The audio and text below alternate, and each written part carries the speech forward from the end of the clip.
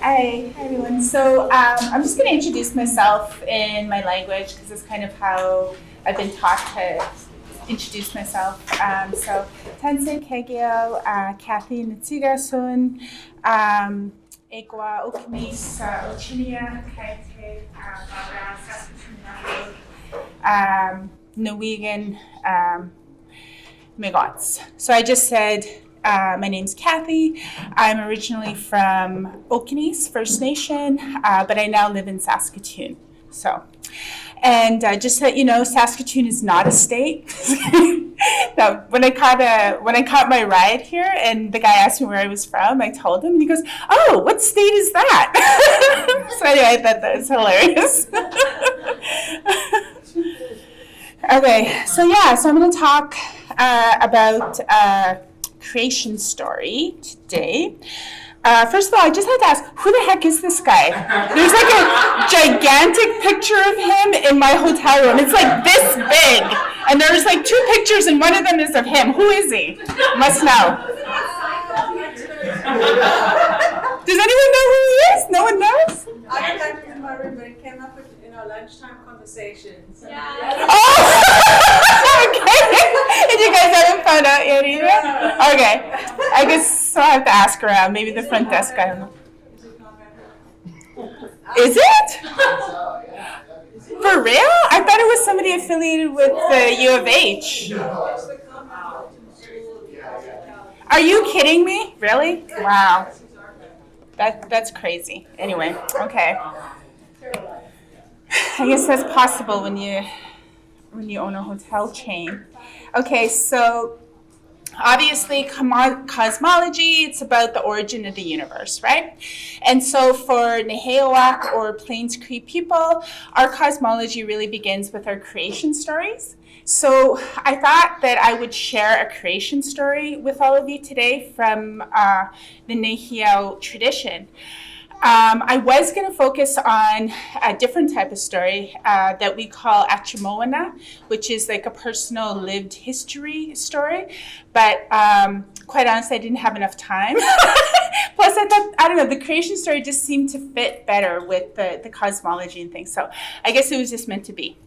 So, so basically, I just want to say a little bit about the significance of stories. I think a lot of us are probably pretty familiar with their significance, but I just want to provide some context. And also, I really do think that stories are themselves a practice of care, especially for Indigenous peoples and those of us that are marginalized from dominant narratives, right?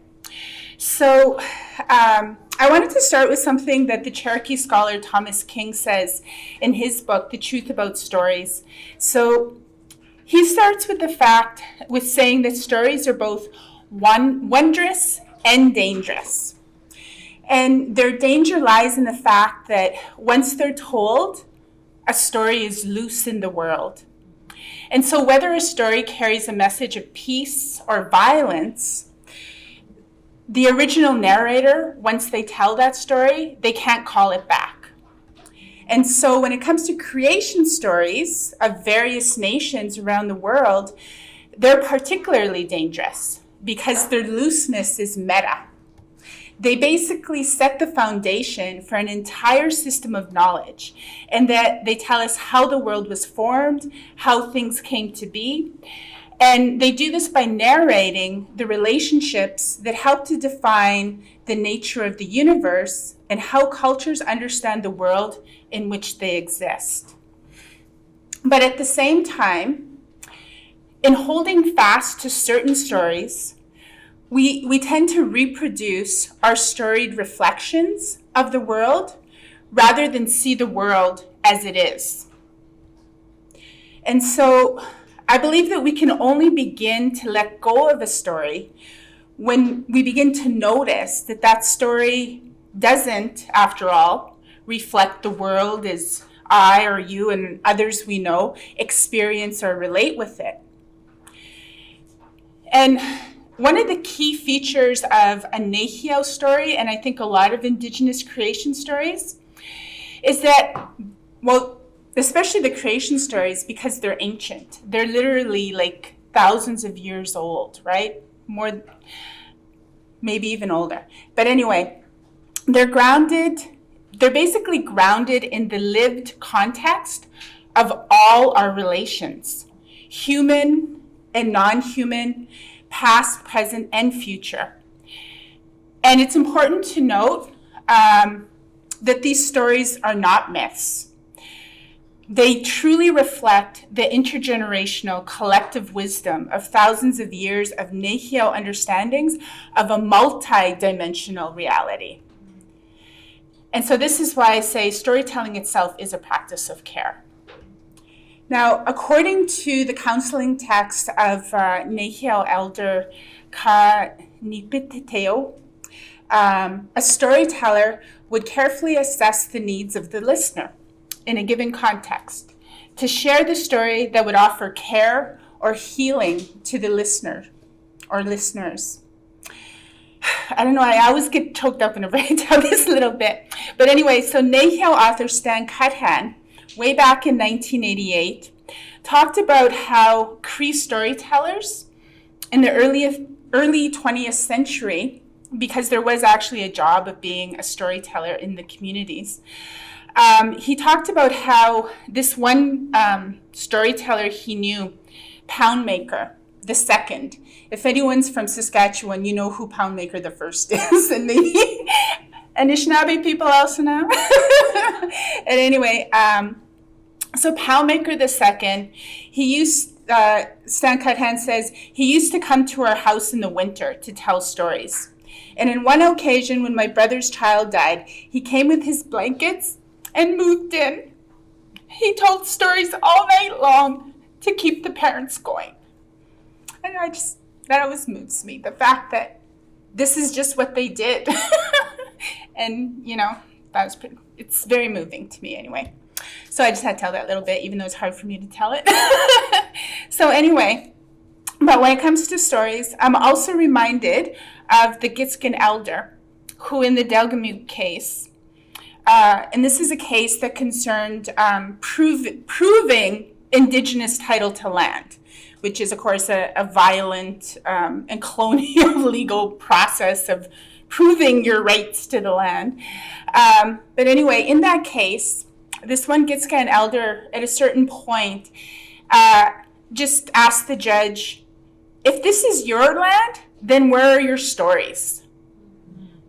So, the struggle to tell these stories has also been an act of ongoing resilience in the face of colonial processes that largely involve obscuring not only our relations with land, but the story of who we are and will always want to be. And that's the words of Stolo activist, poet, and author Lee Maracle. So in many ways, in the face of genocidal practices, which are still largely ongoing, it's our stories that have kept us going and connected to the land and to one another and even to ourselves. And so, storytelling is definitely one way we collectively address colonial harms towards ourselves as Indigenous people, because it also enables us not only to resist and to be resilient, but it also helps us to properly understand, feel, and move beyond the harms of colonization. Because when collective grief has no narrative means of transformation, it is carried intergenerationally in a continuous passing on of unresolved and deep-seated emotions to successive descendants. So this exercise of care is also extended to words and other forms of speech. I know a lot less about that though, but I just wanted to touch on it because I think it's important. So Sylvia Sesewahem McAdam and again Elder Kanipateo both have talked about how to engage, how when you engage in harmful speech, such as gossip, insults, or even bragging, it's regarded as breaking natural law or going against life. because often unintended, destructive, and sometimes even dire consequences result from these types of speech. You know that saying, sticks and stones may break my bones, but words will never hurt me? Yeah, that's not true at all. From a Cree point of view, and I think as many of us know, words are really powerful. And not only that, words are sacred. So anyway, so now that I've provided that context, I just wanted to, again, share with you one nêhiyaw creation story that I think helps to delineate not only a Plains Cree concept of care grounded in spirit, but also what it means to not care. And so I think I might have already mentioned this, but this story does belong to the category of creation stories, which in nêhiyaw we call atiokawana, sorry. And so, and that's important because the root there is actually atayoken, which means spirit being or spirit power. So atayokawana are our ancient stories of how the world came to be, and they often feature Wissakichuk. So the Anishinaabe actually have a lot of the same stories, except that their transformer figure is called Nanabush. I think they actually stole our stories from, no, just kidding. Anyway, so the Cree, but there's a lot of similarities between Anishinaabe and nêhiyaw peoples, including our languages. And actually, this painting is by Anishinaabe painter Norvell Morso, who's really famous. Well, anyway, he's famous for me, but pretty famous back in Ontario and Canada in general. But that's kind of his depiction of Wissakichuk right there. And even though he's Anishinaabe, he signs his name in Cree syllabics. So, just kind of give you a sense of, and I also use his work because it's pretty much the same atayoken that we have in nêhiyaw worldviews. But yeah, I think his wife was Cree too. So he was cremated, at least. No, I was kidding. Anyway. So going back to the atayokawana. So they tend to feature, Wissakichuk, who's the Cree transformer. He's also been called the trickster figure, which is a little bit of a belittling term for him, I think. He is so much more than a trickster. He's basically like a Cree demigod that straddles the spiritual realm and this world.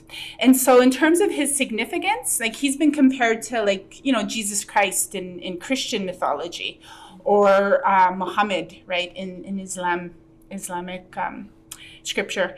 So like these other figures, he's largely held responsible for the transformations that created the world as we know it. And also these stories of this transformer also provide us with ethical direction and how to relate with ourselves and all other living beings. Okay, so now on to the actual story. So the story I'm going to share is called the story of Wissakichuk and Seagoose or Weasel. And actually what I'm going to do is just give you a synopsis of the story because, again, time is a factor, and also there's certain protocols that have to be followed to tell stories, to tell the ancient stories, and those aren't really possible to observe it at this time. So anyway, so just in terms of a summary. So basically, this story of Seagoose starts with Wissakichuk. He is caught by this character called the Weetigo because he fails to heed the warnings of others, and he takes a shortcut through the bush. So Wissakichuk's always doing shit he shouldn't do. Okay, that's like a big thing. That's probably why they call him the trickster, right? But anyway, so he's doing something he shouldn't do, gets caught by the Weetigo. Now, the Weetigo in Anishinaabe, the Wendigo, is the most fearsome creature you'll ever encounter, according to Cree narrative. He's actually so feared that a lot of Cree people I know, even today, are afraid to say the name of this spirit, especially outside of the winter months. And some people don't even want to say it at all. I actually have a colleague who has a PhD, and she's nêhiyaw, and she wrote a book on Cree stories. And rather than naming the Wītigo in her book, she just uses the syllabic for his name, but she refuses to name him in the book. But you can tell who it is by reading it. Anyway, I thought that was funny. But that kind of shows you the extent of the protocols around that. So why is the Wītigo feared? Because he's this insatiable, cannibalistic spirit. He not only consumes human flesh or bodies from without, but he can consume from within by gnawing at your heart, mind, and spirit, or chilling your heart and stealing your memory. And physically, he's a gigantic skeletal figure with a heart of ice.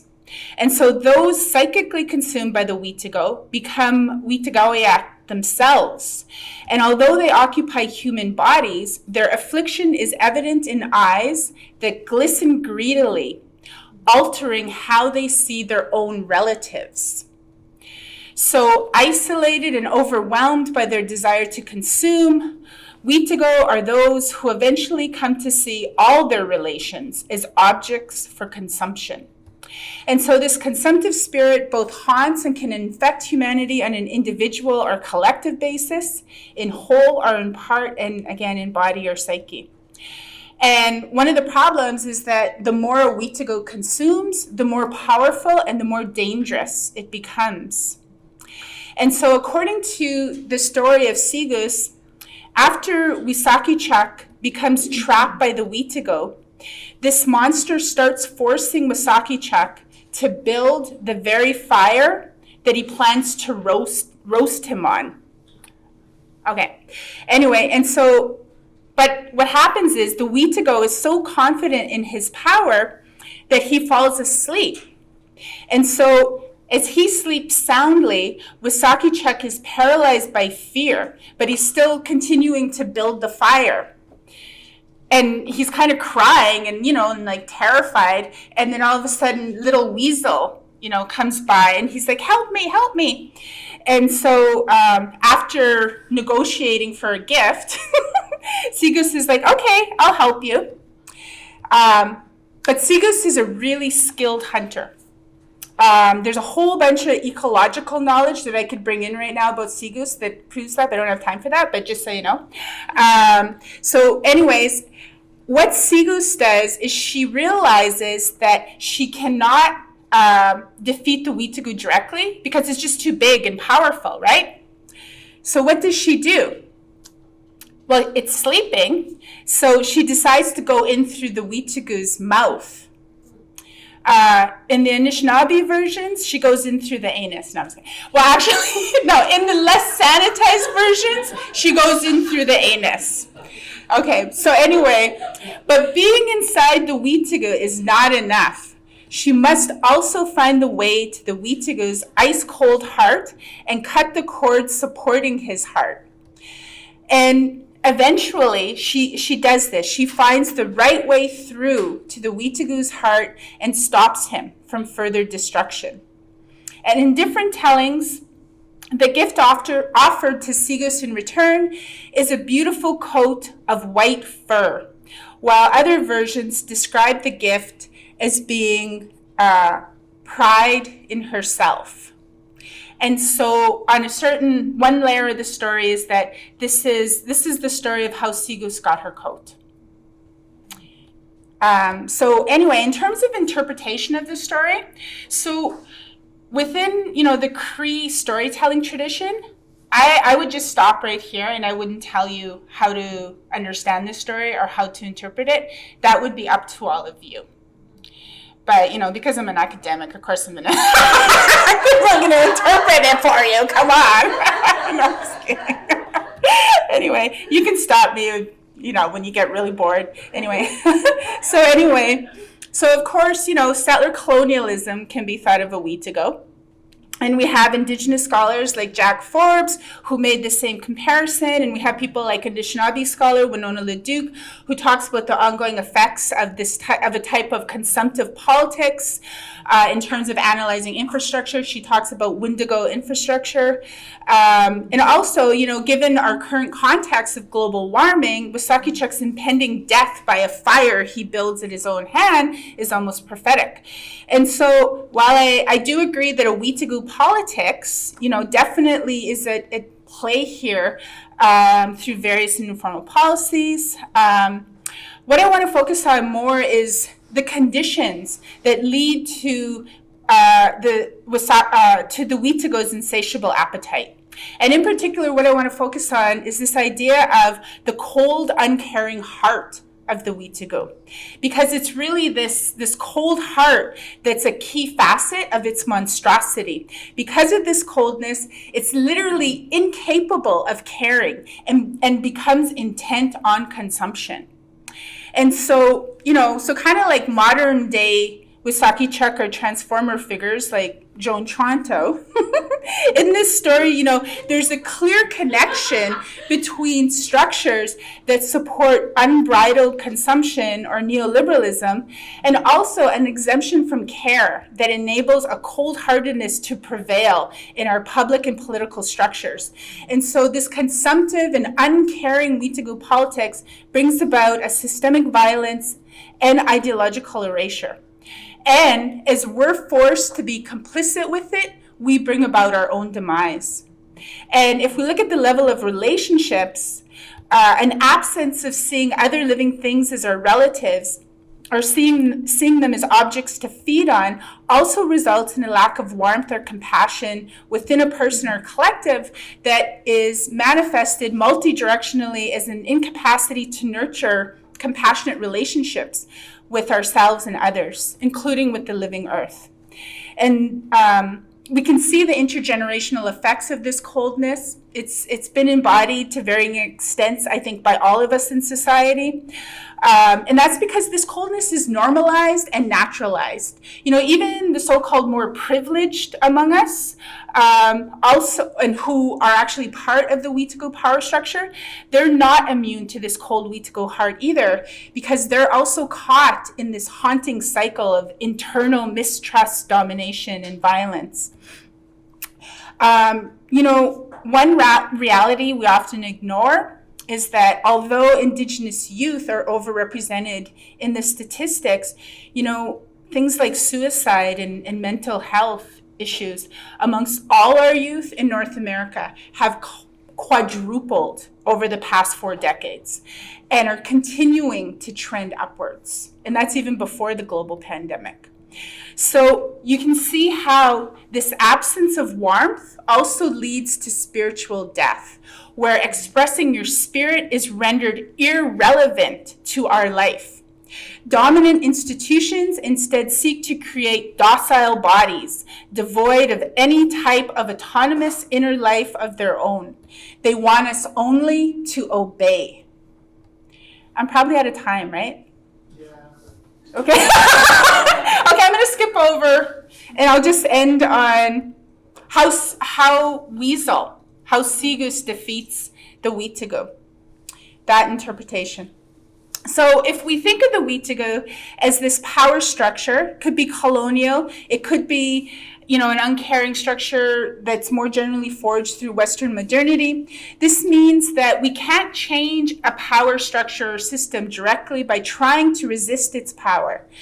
We have to catch it unaware and enter its institutions to change them from the inside. And we must either have the moral courage to enter through the most dangerous place, the mouth, or we have to start where the institutions literally shit on us. It's in these messy places where it's most vulnerable. But entering these structures is not enough. We have to find and cut the cords holding the heart. And so basically, what we can take from this story is that we all have to be like Segus, but we also all have to understand that we have that Wetagough spirit that can also consume us It's within us, but it's also, in structures, and we have to be aware of it. And also to understand that we're also all Wasakichak. We all have this power of transformation. And one of the things with this story is that it really is about, it has a trans nature in terms of challenging the binaries, dichotomies, and rigid boundaries among domains of knowledge, such as spiritual, physical, emotional, and cognitive ways of knowing, while also enabling intersubjective spaces of relationality, or the blending of the natural, social, and inner spaces in knowing. And so in this way, I do think that it's our stories that can truly facilitate transformative thought, practice, and feeling. That's it. Thanks.